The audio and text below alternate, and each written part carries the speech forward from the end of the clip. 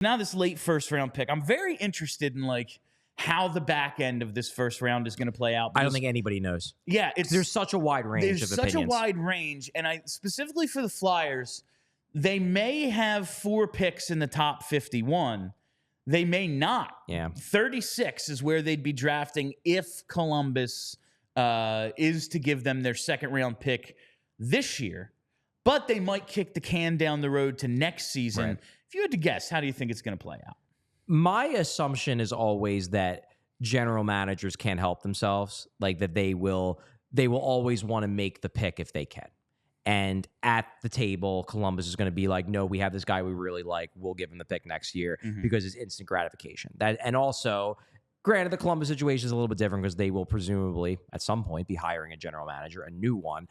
You'd think he'd want to make a pick. Yeah, but I mean, my point is that I think that in these types of situations, GMs generally kick the can down the road because they don't know if they're going to be around to make that pick in a year or two.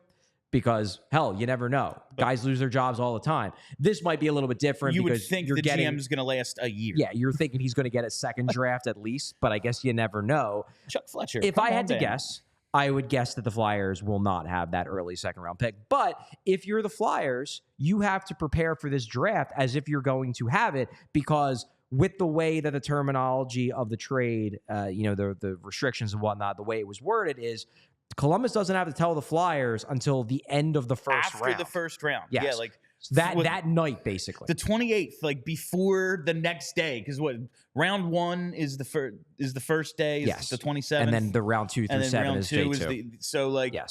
Basically that night. Yep. First round's over. Now, not Jarmo Kekalainen calls the Flyers and says, "This is what we're doing." You brought up an interesting scenario off air, though. And to trade up. So if let's say the Flyers are in a scenario where okay, let's say Jet Luchenko's their guy. They didn't take him at 12, but they love him. And he slips to 20.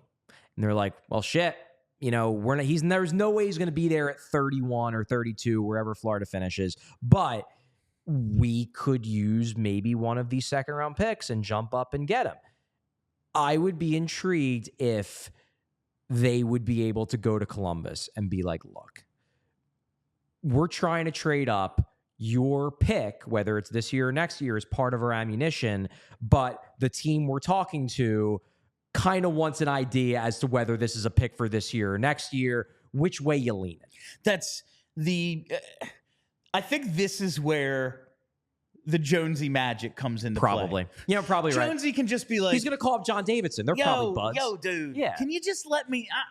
just give me an idea which way the wind's blowing here. You have to tell me 12 picks from now.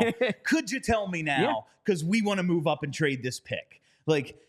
And I think there's a case for Columbus either way. Like right now, it's a relatively high pick at 36. I believe it would be 36 overall. Yes. So what, the correct 4th pick of the second round? Yeah, because they stink. Yeah, because they're horrible this year. You would think they're going to be better next year because it's hard to be the 4th worst team in hockey. A couple years in a row, basically. You eventually start winning a few more games. But next year's draft is deeper. So maybe we're drafting 40th next year.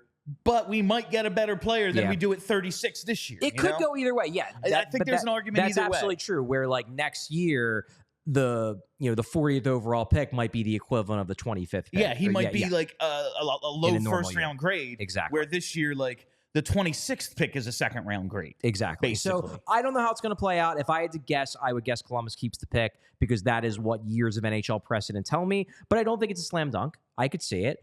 But as you said, the uncertainty around that pick does make that turn, the end of the first, beginning of the second, it makes it a little bit, up in the air for the Flyers. But there will be centers who could go in that range, and we have a list of a bunch of them.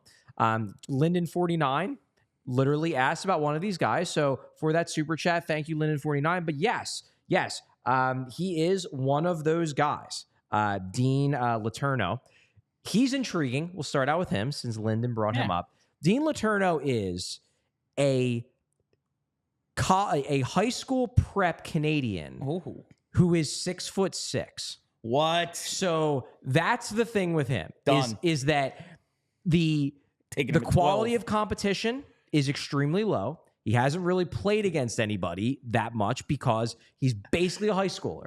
But a 6'6" center who skates pretty well, he's one of those guys where there just ain't a lot of tape on him. So I don't have a strong opinion one way or the other of whether I personally think he is like going to pan out or not.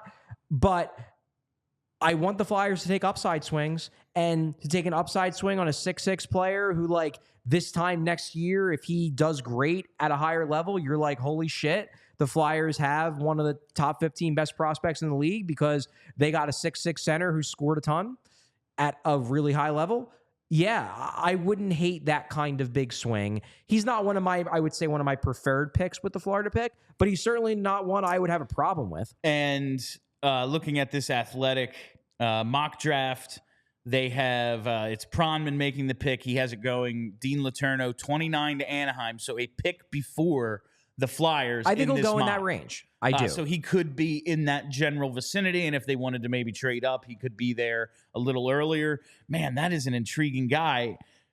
I will say, like, we have a comp pick in this draft because we took a high school kid. Yeah. Yeah, this in is the Jay O'Brien now, situation granted, again. Yeah. that was at 19, and it was like, yeah, he's an American. Like, that makes it a little different to me. But, like, I don't know. That's 6'6", can skate and has offensive tools, as Pronman says. It's definitely intriguing. It is intriguing. It would be, if you're going to take a swing on that kind of risky player, like the second pick of your first round would be the time to do it. Like, to come away with him as your pick, that would seem to be a little bit of a risk. But if you've already got, you know, a Berkeley Catton, a Carter Yakimchuk, a Consta Hellenius, and now you're just like, okay, well, we got our guy who we're pretty sure is at least going to be good. At least going to be a good NHLer, has the ceiling to be a great NHLer. Now let's take a home run swing on this guy. And, like, the thing with Jay O'Brien is that I understood their thought process. I just I thought they could have taken a home run swing on Keandre Miller, who was a lot less risky, but also had high-end tools, instead of taking a guy like Jay O'Brien, who seemed to me to be more of a, like, Ron Hextall wanting to be the smartest guy in the room kind of pick. Oh, you don't say. I mean, he definitely didn't have that. Do you think that was part of his personality? No, definitely not. Yeah. So other players on this list, that Dean Letourneau was very intriguing. Yeah, it was good. It was cool that Linden 49 brought him up because he was about to come up in our thing. But bring that back up here. We got Lucas Pettersson and Linus Eriksson are both Swedish centers. I don't know if I see super high-end upside in either of them, but they're both intriguing. I could see them both as middle six guys. We have Sasha Boisvert, which is a great little French-Canadian name. Good stuff. Not as big of a fan of him. I don't love his upside, but, like, I think he'll stick at center. Cole Beaudoin. Like him, I just think I don't think he has super high-end upside. But again, you're picking in the late first round. Probably not going to get necessarily those kinds of guys. But I think he has, like, fan favorite potential. He's a high-energy, hard worker. Everything I've heard is that he's a big culture guy, like future captain type. So, hey, maybe you get your next Mike Richards. He's not a great skater. That's the big thing that holds him back. Mike Richards wasn't a great skater either. So, I don't know, man. Ask David Booth about his skating. Yeah, that was more explosive launching ability. No, he was just a violent skater. He was just a violent guy. I like that. I do like Cole Beaudoin. He's one of my like favorite guys I've scouted thus far. Not sure I would take him at 30 or 31 or 32 or whatever, but he's certainly a guy that caught my eye when I was doing research. The way you've gone, like, kind of through this list of centers that might potentially be available at, say, the Flyers are at 30 as Wheeler and Pronman have them mocked, they're at 30, or even say at 36 if they are to make that pick, and that's where they have Linus Eriksson going to the Flyers at 36. Right, Pronman has Linus Eriksson going there. Yeah. Kind of sounds to me, all things being equal, when you're laying out the skill sets and maybe ceilings of these centers,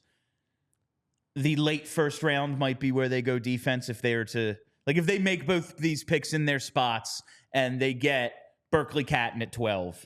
this would be the place. It's like, all right, let's get one of these defensemen. Well, now. so and it's not going to be one of the high-end guys. Yeah, we'll get into the defensemen, whether it's later this week or early next. We'll get into the defensemen, and there will be defensemen later in that first round that are going to be available. What's intriguing to me about the defensemen that could be available later is they could be the big swing guys. And I want the Flyers to take big swings. Like, you have... and I don't even know if any of these guys are going to be taken in the first round because they are viewed as risky. But you've got guys like PHLY, who was viewed at one point as a potential top 5 pick. Had his stock slip, but I think he has top pair upside. He could be there in the late first round and take a home run swing. You got Cole Hudson, Lane Hudson's brother. He very well will likely be available late because I think he'll probably go in the second, but.